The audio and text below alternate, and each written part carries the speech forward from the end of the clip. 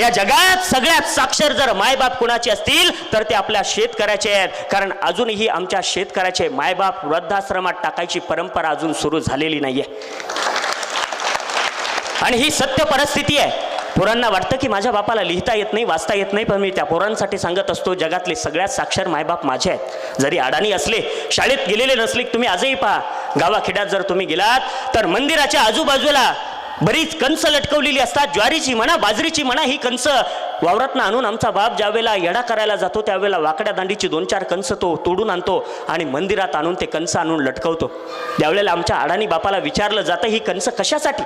त्यावेळेला आमचा बाप सांगतो, अरे पांडुरंग त्या देवळात आहे हे खरं आहे, पण त्या देवळाच्या आजूबाजूला बरीच पाखरं फिरत असतात, त्या पाखरांच्या पोटापाण्याची सोय झाली पाहिजे. खरा पांडुरंग दगडात नाही तर खरा पांडुरंग त्या पाखरात बसतो, हे आमच्या बापाचं म्हणणं आहे.